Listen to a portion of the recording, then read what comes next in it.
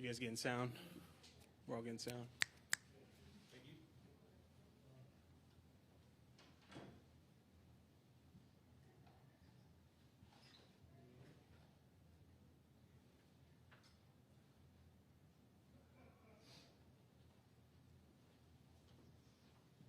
Yeah. Good morning. See me? All right, test, 1, 2, 1, 2. Testing audio, 1, 2, 1, 2. I'm gonna mute myself right here. You got me? Nice.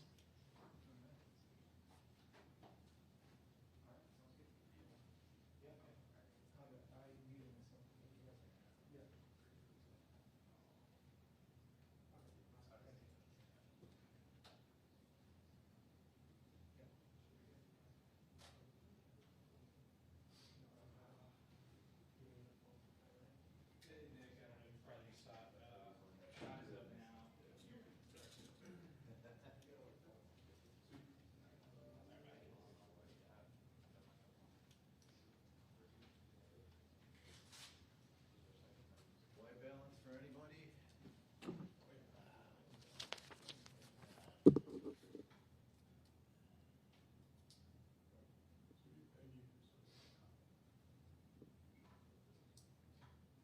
Good. You want mic checks?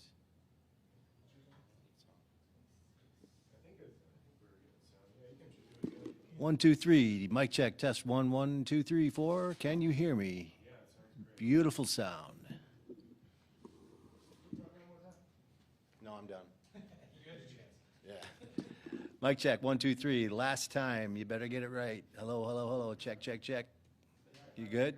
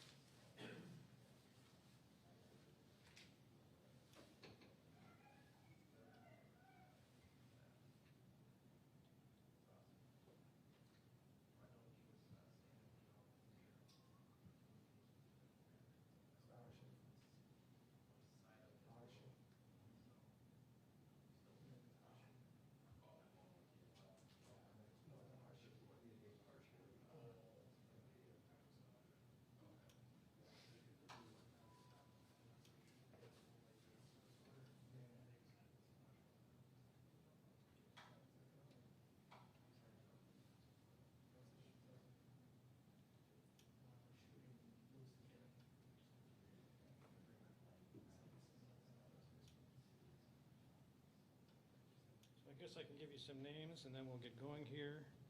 Obviously, we're starting with Chief Brian O'Hara, B-R-I-A-N-O'-H-A-R-A. Joining him today is the U.S. Attorney Joe Thompson, Joethompson, and Rabbi Zimmerman, Zimmerman with Temple Israel, as well as the FBI Assistant Special Agent in Charge, Leah Greaves, Leah G-R, there's one here, E-E-V-E-S. Yep. FBI Assistant Special Agent in Charge, Leah, L-E-A-H, Greaves, G-R-E-E-V-E-S. And speaking today will be Chief O'Hara, Rabbi Zimmerman, and the U.S. Attorney, Acting U.S. Attorney Thompson.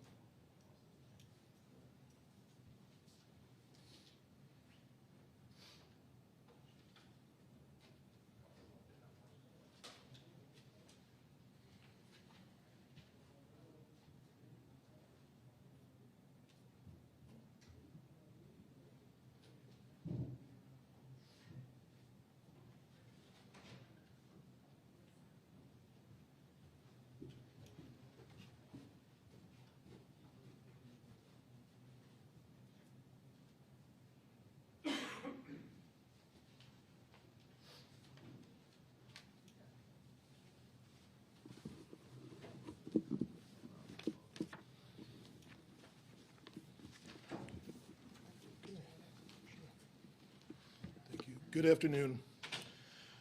I'm going to address two incidents that occurred within the last 24 hours. The first is a shooting at Bar Zia downtown, which occurred just down the block from here on 4th Street, that injured 2 women and 1 man and killed another man. I will provide information as well about a damage to property incident that occurred this morning at Temple Israel, which we believe is a bias crime. Regard to the first incident, last night at approximately 11:40 p.m., Minneapolis police officers responded to a report of a shooting inside of Bar Zia on 4th Street South. When they arrived, the police officers encountered a large, unruly crowd that was continuing to engage in physical altercations. Additional police officers responded to assist with the crowd from the 2nd, 3rd, and 5th precincts, as well as deputies from the Hennepin County Sheriff's Office. Inside, police officers found a 21-year-old man suffering from multiple gunshot wounds. Police officers provided immediate medical aid, including CPR. However, the man was pronounced deceased at the scene. Officers found a second man with an apparent non-life-threatening gunshot wound and 2 women, both with apparent non-life-threatening gunshot wounds. All 3 of them were transported by EMS to Hennepin Healthcare. Preliminary information indicates that an altercation inside the bar escalated to gunfire. Minneapolis police forensic scientists responded to the scene to process it. Our investigators are working hard to determine the circumstances around the shooting. 1 man from the unruly crowd was arrested and booked into jail for obstruction. The arrested man was part of an unruly group that was preventing emergency responders from getting inside the scene to render aid. No arrests have been made relative to the shooting itself. This is, unfortunately, another act of senseless violence that's unacceptable. In no way should any argument inside of a crowded bar end in gunfire and a loss of life. The bar did have security in place that we are told did check people for weapons. So how a firearm was able to get inside will be a part of our investigation. Our investigators are working diligently to identify everyone involved and hold those responsible accountable. We do believe the parties involved were known to each other. We have strong leads. We are working to determine everyone's identities and the connections of those people involved. However, we are asking anyone who knows the identity of the persons involved, particularly the one who pulled the trigger, to please contact police. Relative to this particular bar, 2 years ago, the MPD saw an increase in calls for service related to this bar, and worked with the bar to change security measures. Those measures, it appeared, had resolved those issues at the time. However, in the last few weeks, there has been an increase in calls for service related to this bar, and we are working with bar management to evaluate security and address the circumstances related to last night's shooting. I will now provide some background on a damage to property incident that occurred this morning at Temple Israel. Joining me today from Temple Israel is Rabbi Marsha Zimmerman, as well as the acting United States Attorney, Joe Thompson, and the Assistant Special Agent in charge of the FBI for the District of Minnesota, Leah Greaves. Just after 9 a.m. today, Minneapolis police officers responded to Temple Israel at 2323 Fremont Avenue South for a report of vandalism that was clearly a hate crime. Minneapolis police officers found threatening graffiti that was spray painted on the south side of the building on West 24th Street. The graffiti included language that referenced the name of the Hamas terrorist attack that occurred 2 years ago, as well as an inverted triangle, which is a common symbol since this attack that is used to normalize violence against Jews and people from Israel. Investigators have determined that the vandalism occurred at approximately 2:30 a.m. this morning. No arrests have been made at this time. The MPD's Behavioral Threat Assessment Team responded immediately and is leading the investigation. I've also requested, and we have the assistance of the FBI and the United States Attorney's Office. Because yesterday marked 2 years since the October 7th terrorist attack in Israel, the MPD had already added directed patrols at all houses of worship citywide this week. Addresses for all places of worship were distributed to police officers, and officers had already been instructed to provide additional patrols as part of their regular duties. And let me be clear, that includes all places of faith, Christian, Jewish, as well as Muslim. However, following this incident, we have increased MPD resources dedicated to directed patrols around our houses of worship across Minneapolis, and we will continue to do so for the foreseeable future. Hate crimes and acts targeting sacred spaces strike at the very heart of who we are as a community. These acts are meant to instill fear and division, and we will not tolerate them. The MPD is investigating this incident as a bias-motivated crime. We will work tirelessly alongside our federal law enforcement partners to hold those responsible accountable. An attack on any of our houses of worship is an attack on all of us who believe in peace and community, regardless of anyone's religion. We stand with Rabbi Zimmerman, with the congregation of Temple Israel, our Jewish community, and all our houses of worship, regardless of religion, in denouncing this hate. And we'll do everything we can to hold those responsible accountable and to help our community gather and be able to worship free from fear. Rabbi Zimmerman?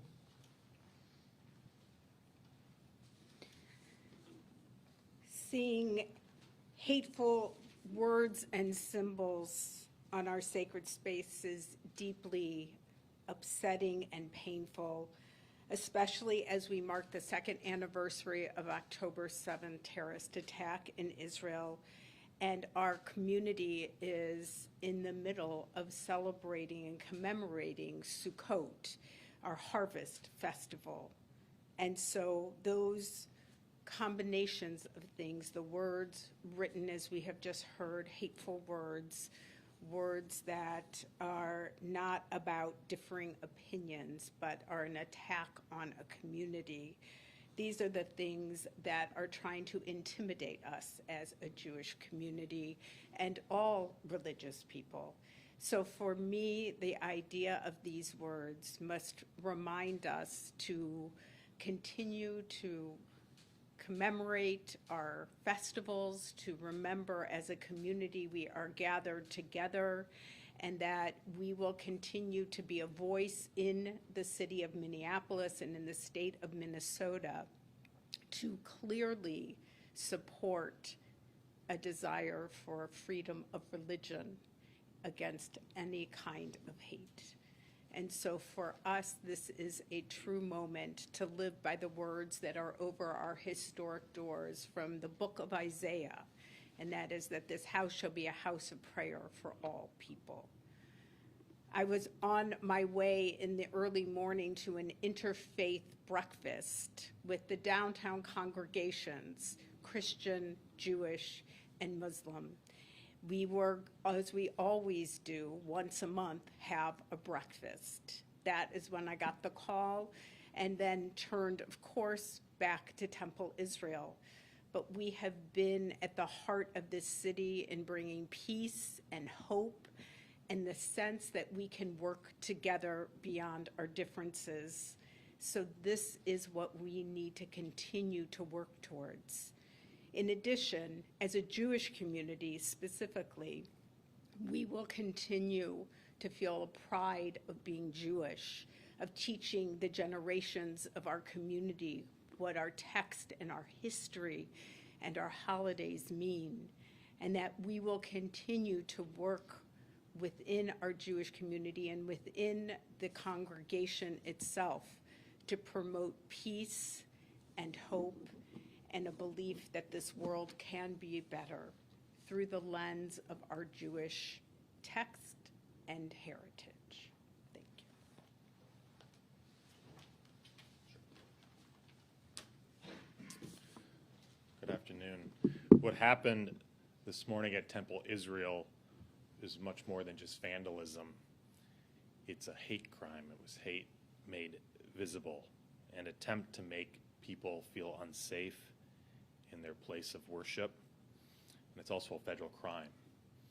The U.S. Attorney's Office and the FBI are working closely with our federal, state, and local law enforcement partners to find whoever is responsible for this crime and hold them fully accountable. Anti-Semitism is not welcome in Minnesota. Hate is not welcome in Minnesota. Any attack on a house of worship is an attack on all of us. When someone tries to intimidate a community through fear, we will answer and do whatever we can to hold them responsible. To the members of Temple Israel, Rabbi Zimmerman, and the broader Jewish community, you are not alone. We, all of us here in Minnesota, stand with you. We will not let hate define this state or this moment. Thank you. We'll take any questions that you have, and I can also answer questions related to the shooting if there's any. Chief, I'll start with the shooting. Do we know anything about the weapon? We understand that not a bump stock, but it could have had another contraption to it to make it an automatic, a Sears, a switch. Yeah, did it have a switch on it? I don't have any specifics related to the ballistics, or we don't have, and we don't have the weapon recovered at this time, so we would not know for sure if it was altered in that way. And do we know if it was gang-related, or is there any concern about retaliation or retribution? So we believe the parties are known to each other, and we have very strong leads. We're absolutely not ruling out the possibility that it is gang-related.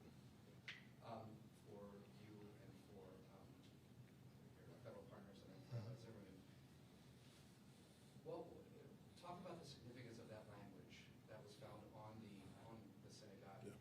And what threats do we know of violence against Jews? And we talk about that this is an attack against a house of worship, but there was nothing religious about those terms. It had everything to do with an attack against a Jewish state, a Yep. nationality, and a Jewish community.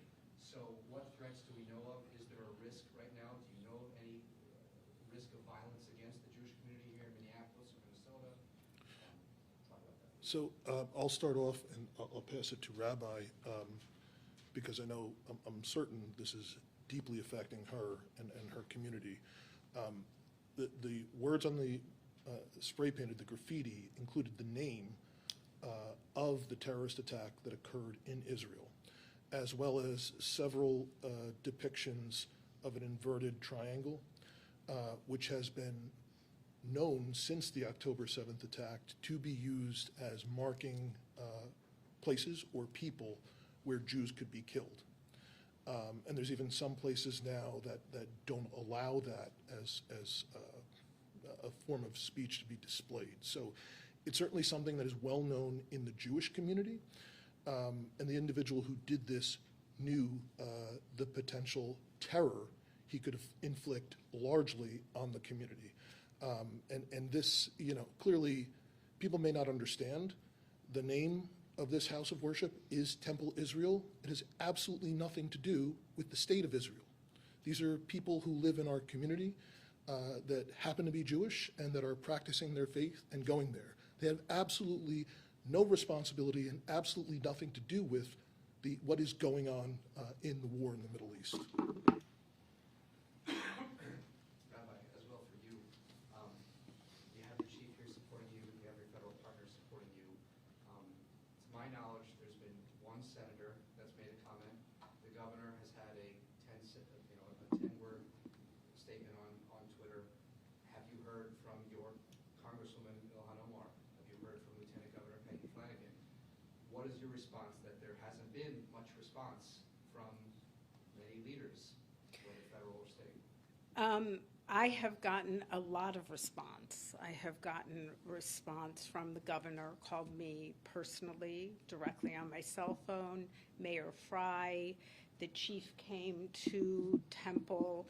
I've heard from the lieutenant governor. I have heard from all of my colleagues in the downtown congregations who knew about this earlier than anybody because I had to tell them I wasn't going to the breakfast.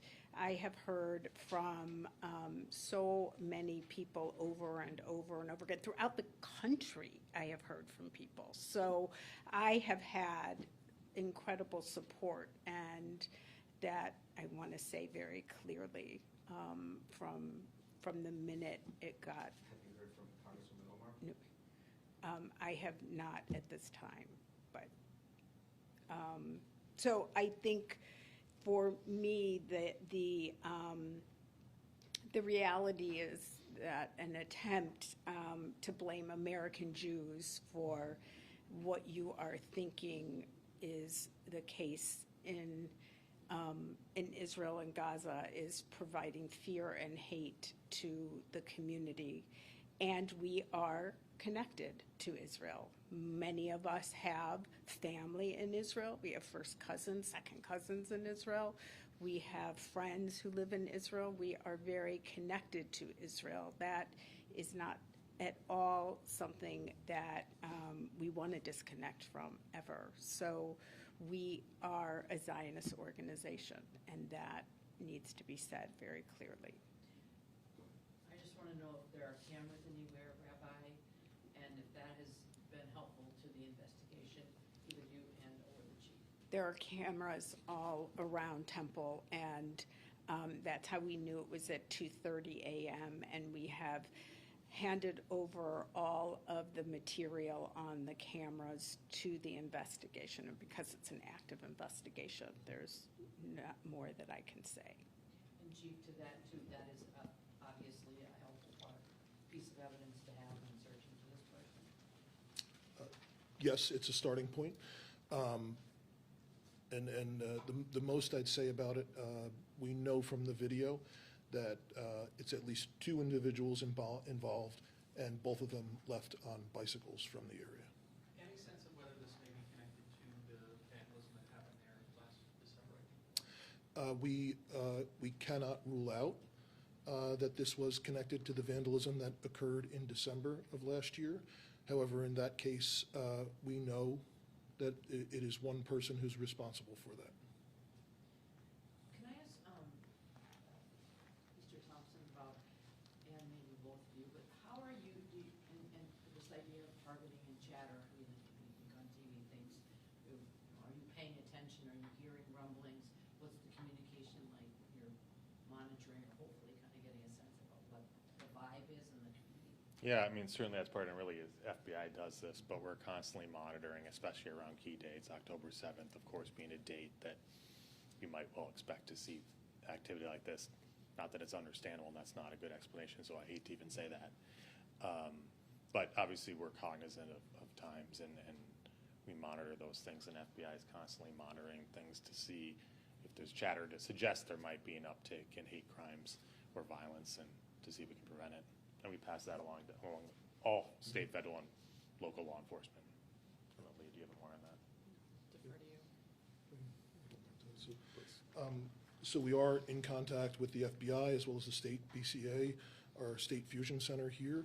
And obviously, we're aware, particularly around when the holidays occur, Jewish holidays occurring, as well as, I don't want to say an anniversary, because an anniversary sounds like something positive, but the second year since when the terrorist attack. So I think there's obviously times during the year that we have to be aware of that there is a heightened possibility of incidents occurring in the community. Chief, are you looking at the incidents at Al Hikma Islamic Center Yes. in the same way as hate crimes, break-in yesterday and then that fire last week on Monday? So we have a person in custody. It does not appear to be a hate crime. And we will be submitting charges for that case yesterday. The fire prior to that has not been ruled an arson at this time. So we're not sure if a crime actually occurred. There's some complex issues that occur in the community around the mosque. They deal with folks that, in some cases are unhoused or suffering from either mental health or substance abuse issues. But that is obviously something that we're very much aware of, because we have had, unfortunately, many incidents occur at houses of worship, at mosques around the city, including arson in my time here. So I'll be meeting with the imam from the mosque tonight, and we're going to continue to monitor that as well. But at this time, we don't have information to suggest that is bias motivated. Do you think it was the same person, the folks at the mosque, Imam Giovanni Hussein said yesterday, that it appeared that the person who was underneath the stairs where the fire started and broke in yesterday morning Yeah. was the same one? We can't confirm that yet. Can't rule out the possibility that it may have been someone else. We're still open that we may need to identify someone else, but at the same time, it has not yet been ruled a crime. It's not yet been ruled an arson, the fire. And what leads you to believe that the break-in yesterday was not a hate crime? Was there evidence or video that you've seen? That'll come out when we submit the charges. And you're I think expecting that here this week? We will be submitting charges soon, yeah. Did you have a question? I'm sorry. Oh, okay. Yep. Chief, give a message, there's a holiday this week, there's another holiday next week. Message to the Jewish community about whether they should feel safe going to their Yeah. Jewish houses of worship, to their Jewish preschools, Jewish community Yes. center. Yeah, absolutely. So as I mentioned earlier, we have had increased patrols at all of our houses of worship around the city, and obviously with both of these issues, both at the masjid, the mosque we were just referencing, as well as at Temple Israel, we are increasing patrols at those two specific houses of worship. So Temple Israel, as well as the mosque where this fire recently occurred and we had the arrest, both because it's not just to try and prevent something else from happening, it's to try and ensure that the congregations in both of these houses of worship can feel safe coming and going. And then we will be continuing what we had done before with houses of worship for the foreseeable future. But I think in both cases, they will see a very visible police presence for the foreseeable future. And Rabbi, you said that you've heard a lot of people personally. I'm asking if you want to hear more from people publicly about the danger of this rhetoric and what it means to the Jewish community. I think that I feel like our congregation is very supported, and as far as public statements are always welcome because they help prevent more of these kinds of things. It is in my mind, the antidote to hate crime is for people to stand together. And it is really important for people to see that there are those in the community who come to the aid when there's anti-Semitism, hate crime of any sort. And I want to say that my inbox, both text and emails, are flooded. So I'm not even sure I've seen everything, but I welcome public statements as well.